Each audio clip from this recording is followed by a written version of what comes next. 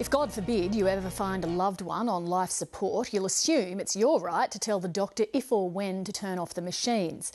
But in one alarming case in Queensland, that's not what happened, as you're about to see. And now a grieving family wants the doctor responsible stripped of the right to practice. They're backed by a former insider who says the doctor in this case is so dangerous he should have been charged with manslaughter. Matt Wordsworth reports. More than 88,000 doctors hold registration in Australia, about 17,000 in Queensland. On a daily basis, they deliver us miracles. For some, there will be mistakes.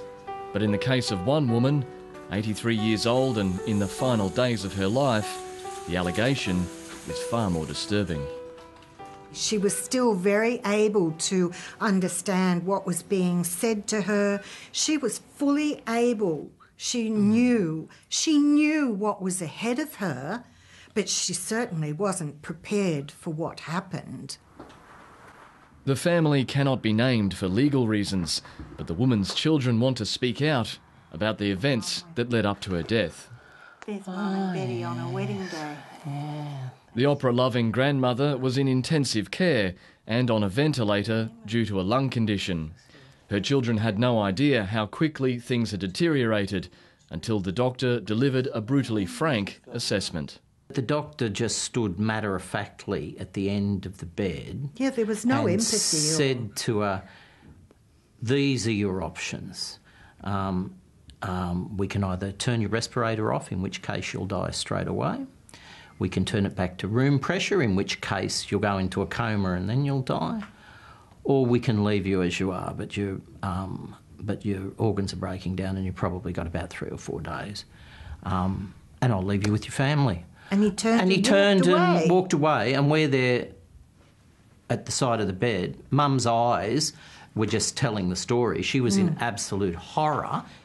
According to the investigator for the medical board at the time, whistleblower Joe Barber, and statements from hospital staff, neither the woman nor the family ever got to choose one of those options. That same night, the doctor turned down her supply of oxygen. Sometime later, a nurse discovered her in a distressed state and turned it back up, but it was too late. She was gasping for breath, and I was told that her death was quite painful. In fact, the nurses were so traumatised by nursing her to her death in the manner that she died that they brought psychologists in to treat them. The hospital did afterwards.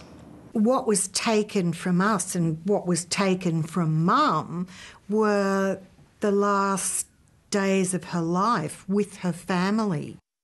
We were left with this awful loss, yes, total and utter loss. The medical board was alerted to the case not by the family, but by a fellow doctor who also alleged there were other deaths linked to the doctor in question. I was so alarmed, I actually got up from my desk at that time, at the moment I read the file, and went straight to my manager and said, my God, this case it's incredible. You've got a colleague, a medical professional, documenting case after case of where a doctor has ended the lives of others. We need to immediately suspend this doctor and we need to refer this file to the police. This is murder and manslaughter. In the end, the state's medical board, 2/3 of whom are doctors, allowed the doctor to retain his registration to practice with one condition: he stopped working in intensive care. He continues to work in another Queensland hospital.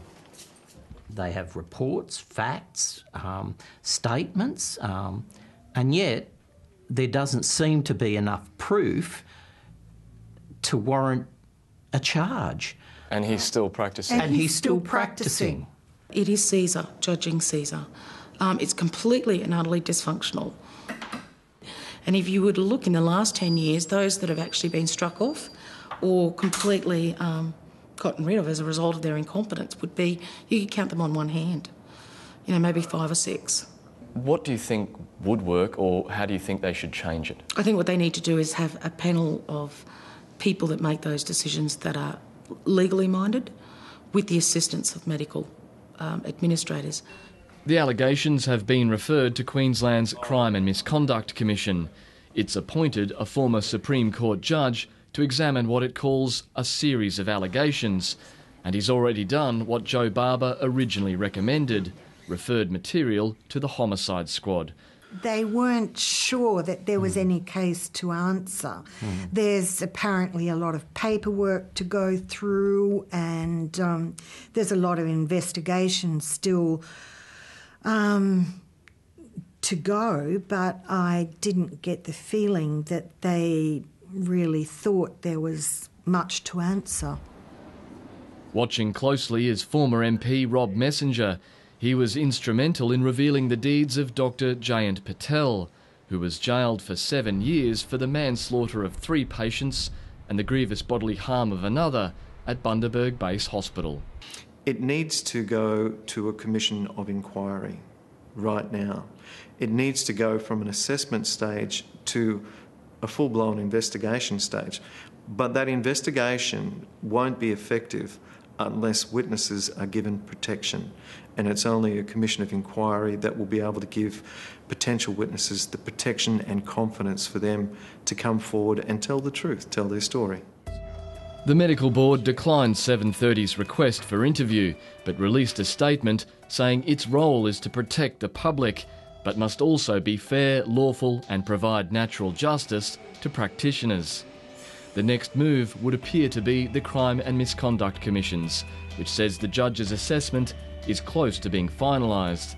One family hopes it brings fundamental change. The victims have no voice whatsoever. Everything is about the perpetrator and protecting him and covering him and covering the hospital and but nothing as far as the victims are concerned, which is a pretty sad indictment, really, isn't it? And if anyone else has had an experience like that, please get in touch with us. You can do it via our website.